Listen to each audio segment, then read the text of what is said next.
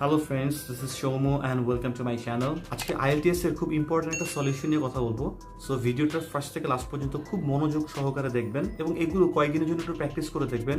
আমার বিশ্বাস and I can bet that this gonna help you for sure. যখন আমরা আইএলটিএস এ দিচ্ছি তখনই আমাদের কয়েকটা দেশের দরজা কিন্তু খুলে যায়। England, US, Canada, Australia, Norway, ইউরোপের অনেকগুলো দেশও। সো এরকম অনেকগুলো দেশ আছে, উন্নত দেশ, যেগুলোর দরজাগুলো খুলে যায় তাদের ওখানে পড়াশোনা করার জন্য। এই জন্য আইএলটিএসটা কিন্তু ম্যান্ডেটরি, যদি কিনা আমি দেশের বাইরে যেতে চাই। আপনারা যদি অলরেডি আইএলস এর ক্যান্ডিডেট অথবা আইএলস পরীক্ষা দিয়ে থাকেন, অথবা আপনারা দুই একটা যদি মক টেস্টও দিয়ে থাকেন, তাহলে আপনারা আমার সাথে একমত হবেন আইএলটিএস এর যে 4টা সেকশন, সেই 4টা সেকশনের ভিতরে রিডিং অ্যান্ড রাইটিং এই দুইটা একটু আসলে কঠিন ওয়ার্ড বলাটা কিন্তু ভুল হবে। কম বেশি আমাদের সবার ভিতরেই সেই পটেনশিয়ালটা আছে যে আমরা একটা ভালো স্কোর তুলতে পারবো, কিন্তু যেই সব জিনিসগুলো প্রবলেম করে এবং আমাদের আসলে ব্রেইন ওগুলোকে ক্যাচ করে না, মানে এগুলো আমাদের অ্যাওয়ার না, সেই সব বিষয়গুলো নিয়ে আজকে একটু কথাবার্তা বলবো, যাতে করে সেই সব জিনিস আমাদেরকে বদার না করে। এবং এইটা যদি ফলো করা হয়, আপনি শিওরলি 1 থেকে 1.5 ব্যান্ড বেশি পাবেন রিডিংয়ে এবং রাইটিংয়ে। আজকের ভিডিওতে আমি রিডিং নিয়ে কথাগুলো বলবো, এবং এই ভিডিওটার পরে আমি sure that you will get a new direction to get a good score in reading. আমি যেহেতু ক্যানাডাতে থাকি এবং ক্যানাডার পিআর আলহামদুলিল্লাহ, এবং ক্যানাডাতে একটা পাবলিক বিশ্ববিদ্যালয় ইউনিভার্সিটি অফ উইন্ডসরে টিচিং অ্যাসিস্ট্যান্ট হিসেবে লাস্ট 2 বছর, টিচিং অ্যাসিস্ট্যান্ট বলতে গ্র্যাজুয়েট টিচিং অ্যাসিস্ট্যান্ট হিসেবে আমি লাস্ট 2 বছরেরও বেশি ধরে কাজ করতেছি। সো সেই প্রেক্ষাপট থেকে আমি বলতে পারি যে কোনো ইউনিভার্সিটিতে ক্যানাডাতে যদি অ্যাডমিশন পেতে হয় তাহলে অ্যাটলিস্ট 6.5 লাগে, আর কোনো ব্যান্ডে 6 এর নিচে তারা অ্যালাউ করে না। আবার কিছু কিছু ইউনিভার্সিটিতে বলে দেয় যে রিডিং এবং রাইটিং এ যেন 6 এর নিচে না হয়।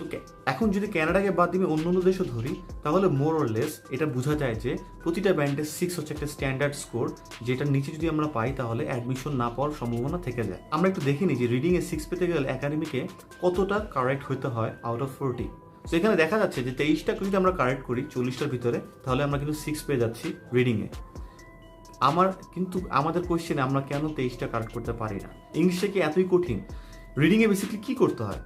একটা প্যাসেজ পড়ে কিছু কোয়েশ্চেনের অ্যান্সার দিতে হয়। সেই জিনিসটা কি আমরা করে আসি নাই? আমরা ইভেন কি আমরা যারা বাংলা মিডিয়াম থেকে পাশ করে আসছি, আমি বাংলা মিডিয়াম থেকে পাশ করে আসছি, সো বাংলা মিডিয়াম আমরা কি প্যাসেজ পড়ে সেগুলো ইংলিশ ফার্স্ট পার্ট সেকেন্ড পার্টে প্যাসেজ পড়ে ওগুলো কিছু fill in the gap, multiple choice, হ্যাঁ, ম্যাচিং, এগুলো আমরা করিনি? ঠিক সেম জিনিসই এখানেও। তাহলে কেন মানুষ 23টা কারেক্ট করতে পারে না বা 26টা করতে পারে না? আমাদের 40টায় তো 40টা কারেক্ট করতে হবে না, আমাদের 36টা কারেক্ট করার দরকার নেই যদি আমরা একটা বিশ্ববিদ্যালয়ে চান্স পেতে চাই।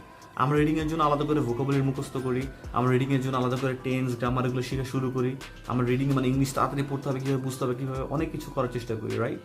হ্যাঁ, ওগুলোরও দরকার আছে, যেহেতু এটা পুরোপুরি total English language testing system, international English language testing system, যেটাকে আমাদের ডেভেলপ করতে হবে। রিডিং এক্সামে আমাদের 3টে প্যাসেজ দেওয়া থাকবে, 40টা কোয়েশ্চেন দেওয়া থাকবে এবং 1 ঘন্টা সময় দেওয়া থাকবে।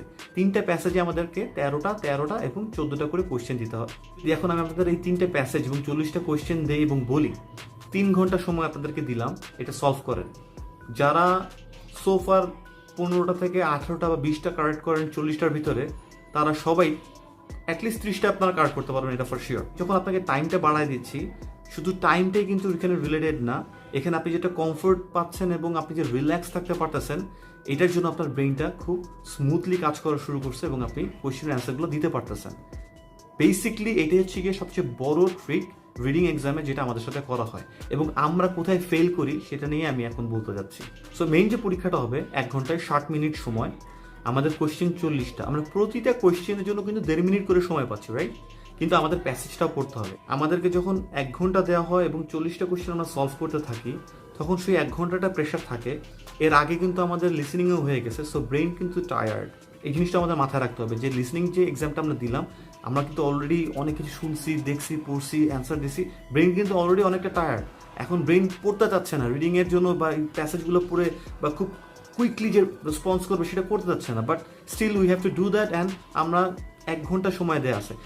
এই পর্যন্ত ঠিক আছে, এই পর্যন্ত থাকলেও অ্যাটলিস্ট আমরা 40টার মধ্যে 30টা পারবো বা 25টা হলেও পারবো। কিন্তু প্রবলেম আর একটা জায়গায় তারা করে, ঘুরানো যে পেছানো কোয়েশ্চেনটা করে সেটা তো করে, কিন্তু সবচেয়ে বিগেস্ট যে ট্রিকটা তারা করে, যেটা আমরা অনেকেই জানি না এবং আমরা খেয়ালও করি না, রিডিং এক্সামে আপনি অলওয়েজ মানে 8 থেকে 10টা কোয়েশ্চেন অথবা 7 থেকে 8টা কোয়েশ্চেন পাবেনই, যেটার অ্যান্সার আপনি কখনোই মিলাতে পারবেন না। শুধু আপনি না, আপনি বড় বড় জাহাজ মার্কা ইংলিশের খুব ওস্তাদ লেভেলের মানুষ যদি আপনি নিয়ে আসেন তারাও পারবে না। 7 থেকে 8টা কোয়েশ্চেন এমন থাকবে যে আপনি কখনোই এটা মিলাতে পারবেন না। ক্যামব্রিজে যে বইগুলো থাকে সেই বইগুলোতে কিন্তু এরকম থাকে না, কিন্তু রিয়েল এক্সামের মধ্যে আমি মানে যেহেতু আমি একের অধিকবার পরীক্ষা দিছি, আমি কিছু কোয়েশ্চেন নিয়ে এমন স্ট্রাগল করছি প্রতিবারই যে আমি এমনও হয়েছে মানে আমার জেদ চড়ে গেছে যে আমি এই কোয়েশ্চেনটা সলভ করবই, কিন্তু ওই কোয়েশ্চেনের কোনো অ্যান্সারই কোথাও পাচ্ছি না। এবং ইউ নেভার নো, এটার সংখ্যা হতে পারে 5টা, এটার সংখ্যা হতে পারে 8টা, এটার সংখ্যা হতে পারে 10টা। সো কিভাবে এই জিনিসগুলো অ্যালোকেট করা হয়? ফর এক্সাম্পল, আপনি 3টা প্যাসের জন্য 5 মিনিট সময় রাখছেন, আর বাকি 45 মিনিটে 40টা কোয়েশ্চেন আপনি অ্যান্সার করবেন, এরকম আপনি রাখছেন। তো প্রতিটা কোয়েশ্চেনে 1 মিনিট আর কিছু সেকেন্ড করে আপনার পড়ে, রাইট? তো আপনি ফার্স্ট প্যাসেজটা আপনি যাচ্ছেন, কোয়েশ্চেন পড়ছেন, তারপরে প্যাসেজ যাচ্ছেন, অথবা প্যাসেজ পড়ে আপনি কোয়েশ্চেনে যাচ্ছেন। ফার্স্ট কোয়েশ্চেন পারলেন, you are like happy. Second question দিচ্ছেন, সেকেন্ড কোয়েশ্চেনটাও পারলেন। থার্ড কোয়েশ্চেনে যখন আপনি আসতেছেন তখন কি হচ্ছে, ওই কোয়েশ্চেনটার মানে ওই কোয়েশ্চেনটা এবং এই যে কোয়েশ্চেনগুলো আপনি পারবেন না সেসব কোয়েশ্চেনগুলো হচ্ছে ইজিয়েস্ট ওয়ার্ড দেওয়া থাকবে, এবং ওই প্যাসেজের সাথে ওই ওয়ার্ডগুলোর খুব বেশি মানে একদম ডিরেক্ট ওয়ার্ড থাকবে, এমন না খুব প্যারাফ্রেজ করবে, মানে একদম অ্যাজ ইট ইজ ওয়ার্ডগুলোই সব কিছু ইয়েতে থাকবে, মানে প্যাসেজে থাকবে। তো আপনি যখন থার্ড কোয়েশ্চেনটা পড়তেছেন, আপনি তো দেখছেন প্যাসেজে ওয়ার্ডগুলো আছে, আপনি ওই লাইন থেকে বারবার ঘোরাফেরা করতেছেন, কিন্তু উত্তরটা কি হবে? মানে এত ইজি একটা জিনিস, ওই জিনিসগুলো আপনার কাছে মনে হবে যে খুব বেশি ইজি, এইখানেই তো কোথাও অ্যান্সারটা থাকবে, এই যে এই লাইন থেকে এই লাইনের মধ্যেই, 2 লাইনের মধ্যেই তো কোথায় পাচ্ছি না কেন? আচ্ছা দেখি তো আরেকটা পরের লাইনে, না এখানেও নাই, আবার আগে লাইনে যাচ্ছি, না এখানেও নাই। কিন্তু এই যে কোয়েশ্চেনে যে ওয়ার্ডগুলো আছে, হয়তো বা 4টা-5টা ওয়ার্ডের ভিতরে 3টা ওয়ার্ড এই প্যাসেজের ওই লাইনটাতে আছে, কিন্তু আমি উত্তরটা পাচ্ছি না কেন? এই জিনিসগুলো আপনারা অলরেডি ফেস করছেন, আই এম শিওর। যদি আপনারা ফেস না করে থাকেন তাহলে আমাকে কমেন্ট বক্সে লিখে জানাবেন। আমি শিওর যে আপনারা ফেস করছেন, যে একদম ইজি কোয়েশ্চেনটা, ওয়ার্ডগুলো প্যাসেজে একদম দেয়া আছে, আমি দেখতে পারতেছি যে প্যাসেজের 7 থেকে 8 নাম্বার এবং 9 নাম্বার এই 3টা লাইনের মধ্যে এই ওয়ার্ডগুলো আছে, নিশ্চয়ই এই উত্তরটা এখানেই কোথাও হবে, কিন্তু আমি উত্তরটা খুঁজে পাচ্ছি না। মানে যখন আপনার কাছে মনে হচ্ছে ইজি, কিন্তু আপনি পারতেছেন না, যে 2টা আগে পারছেন, তো আপনি যখন বলছেন এখানে আসে কোথাও, এই জিনিসটা কিন্তু আপনার টাইমটাকে আরো বেশি প্রলং করে, রেদার দেন আপনি একদম দেখতেছিলেন না, পাচ্ছিলেন না, সেই জিনিসটা আপনি কিন্তু স্কিপ করে যাওয়ার প্রবণতা অনেক বেশি। বাট যখন আপনি দেখেছেন যে ওয়ার্ডগুলো কোয়েশ্চেনে আছে এবং প্যাসেজের ভিতরেও আছে, কিন্তু আমি উত্তরটা খুঁজে পাচ্ছি না, তখনই কিন্তু প্রলং করার মানে টাইম কিল করার পসিবিলিটি বেশি। And that's the thing they do with us.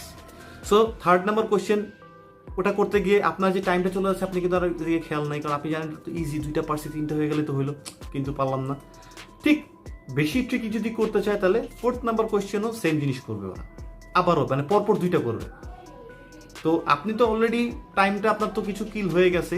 4th কোয়েশ্চেনে যখন আপনি আসবেন, তখন আপনি যখন খুঁজতে পারতেছেন না, এর আগেটা যে পারেন নাই ওইটার কিন্তু একটা ডিসস্যাটিসফ্যাকশন আছে যে আমি কিন্তু একটা পারি নাই। যখন 4th আপনি আবার ওই ফাইটটা করবেন, দেখেন তার আগের আপনার ব্রেইনের স্টেটগুলো কি আছে। আপনি অলরেডি স্পিকিং দিয়ে আসছেন, আপনার ব্রেইন টায়ার্ড, আপনারা 1 ঘন্টা দিয়ে আসছে, আপনি নার্ভাস আছেন, পরীক্ষা দিচ্ছেন, IELTS 15-16 হাজার টাকা দিতেছেন, কি হয় না হয় অনেকগুলো প্রেশার তো আছে। এখন আবার আপনার সাথে এইসব জিনিস নিয়ে শুরু করছে কাহিনী, রিডিং এক্সাম মানে প্রশ্নতে। সো যখন আপনি ওই ইয়েগুলো দেখতেছেন, 4th কোয়েশ্চেনটা আপনি দেখতেছেন পারতেছেন না, এবং ইজি ওয়ার্ড এখানেই তো কোথাও হওয়ার কথা ছিল, ব্যাপার কি এইটাও পারলাম না, এইটাও পারলাম না, মানে কি হচ্ছে? এই 2টা করে দেখা যাচ্ছে আপনি 1 মিনিটের জায়গায় 5 থেকে 5.5 মিনিট নিয়ে নিয়েছেন, অথচ আপনি জানেনও না। 4টা গেল, 2টা পারলেন না। 4 মিনিটের জায়গায় এই 2টাতেই গেল 5.5 মিনিট, আর 2টাতে ধরেন গেল 2-2.5 মিনিট। এই যে আপনার 9 মিনিট চলে গেছে, এখন আপনি ঘুরের দিকে তাকায় দেখতেছেন যে আয় হায়, আমার তো 8 থেকে 9 মিনিট চলে গেছে, 4টা কোয়েশ্চেন মাত্র, 2টা পারিনি, কি হবে এখন? আরো 3 গুণ ভাবে আপনার মানে আপনি প্যানিক হলেন, এবং আপনার প্রেশারটা আরো বাড়া শুরু করলো, ব্রেইনটা আরো লেস প্রোডাক্টিভ হয়ে গেল।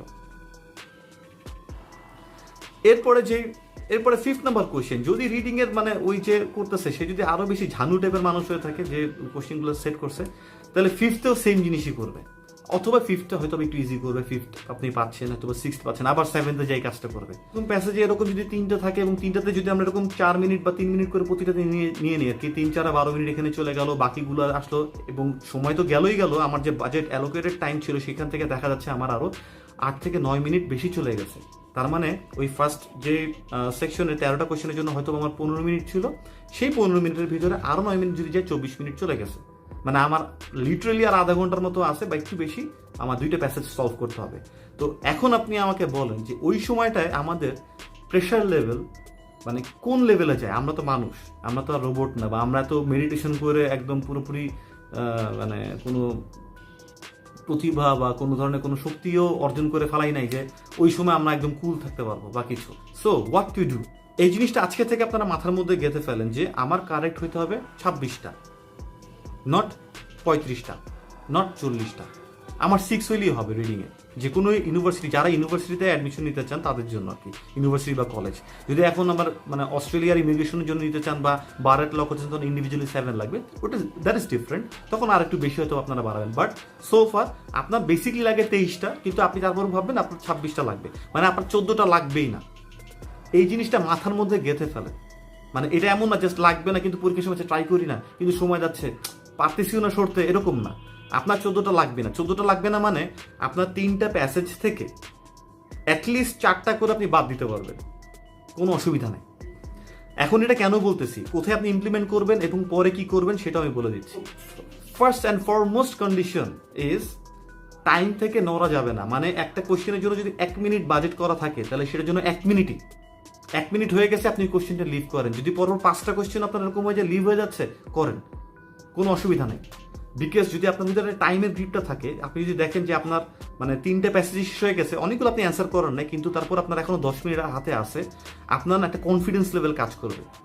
আপনি অনেক দেখবেন যে এটা ডিফারেন্স আছে, দুইটার মধ্যেই কিছু প্রস অ্যান্ড কনস আছে। এই জন্যই তো ভাই আমরা রিডিং এ এত স্ট্রাগল করি, কিন্তু this one is better. Allocated যে টাইমটাই হয়, যদি আপনি এরকম অ্যালোকেট করে রাখেন যে আপনি পার কোয়েশ্চেনে যদি 50 সেকেন্ডস রাখবেন, ওই 50 সেকেন্ডসের বাইরে আপনি যাবেন না। এটা ডিপেন্ড করে আপনার উপরে, আপনার স্কিল এবং আপনার প্র্যাকটিসের মানে স্পিডের উপরে। সো আমি প্রতিটা কোয়েশ্চেনের জন্য 45 সেকেন্ডস থেকে 50 সেকেন্ডস রাখতাম। সো যদি এরকম হয় যে আমি 50 সেকেন্ডস প্রতিটা কোয়েশ্চেনের জন্য রাখছি, পরে কোয়েশ্চেনটা 50 সেকেন্ডসের বেশি চলে যাচ্ছে, আমি এটা স্কিপ করে পরেটা চলে আসলাম। আপনি যখন এটা করবেন, তখন আপনি যখন 13টা কোয়েশ্চেন শেষ করে আসবেন না, আপনি দেখবেন আপনি অলরেডি ওর মধ্যে 3 থেকে 4টা হয়তো পারেন নাই বা 5টাই পারেন নাই, কিন্তু আপনি বাকি 8টা পারছেন। এবং এভাবে করে যখন আপনি 3টা প্যাসেজ শেষ করবেন, তখন আপনি দেখবেন আপনার 25টা একদম 100% রাইট হয়েছে। আপনার টাইমও আছে, হয়তো বা 5 মিনিট বা 7 মিনিট টাইমও আছে। তখন আপনার ভিতরে একটা কনফিডেন্স লেভেল কাজ করবে যে আমার 6 তো উঠেই গেছে, let's jump, let's try those things. তখন আপনি কিছু জিনিস পড়েও দিতে পারেন, কিছু জিনিস আপনি প্রসেস অফ ইলিমিনেশন থেকেও দিতে পারেন, যে 4টা এক্সাম মানে আনসার আছে, 4টার ভিতরে 2টা হবে না, বাকি 2টার মধ্যে একটা যে কোনো একটা হবে। তো আমি এইভাবে বললাম, আপনারা এইভাবে করে প্র্যাকটিস করেন। বিলিভ মি, আমরা সবই পারি, মোটামুটি খারাপ কেউই মানে পারি না, কিন্তু প্রবলেম হচ্ছে টাইমের প্রেশার। এবং যখন আমরা পারি না, তখন যে আমাদের ভিতরে একটা মানে lack of self confidence create হয়, সেই জিনিসটা আমাদেরকে আরও বেশি ডিটেরিওরেট করায়, মানে আরও বেশি খারাপের দিকে, ওর্সের দিকে নিয়ে যায়, রেজাল্টের দিকে হোক বা আমাদের মানে প্রোডাক্টিভিটির দিকে হোক। সো ওই জিনিসটা ক্রিয়েট করতে দেওয়া যাবে না। টাইমের উপর আমাদের গ্রিপ থাকতে হবে এবং আমাদের কনফিডেন্স লেভেলের উপর আমাদের গ্রিপ থাকতে হবে। এইভাবে প্র্যাকটিস করেন এবং আমাকে জানান যে এটাতে আপনাদের ইমপ্রুভ হচ্ছে কিনা। যদি ভিডিওটি ভালো লেগে থাকে তাহলে চ্যানেলটিকে সাবস্ক্রাইব করুন। নতুন ভিডিওসগুলো পাওয়ার জন্য বেল আইকন ক্লিক করে রাখেন, যাতে করে নতুন ভিডিও আমি যদি আপলোড করি সাথে সাথে আপনাদের কাছে নোটিফিকেশন চলে যায়। Till then, take care, stay safe, stay blessed, by.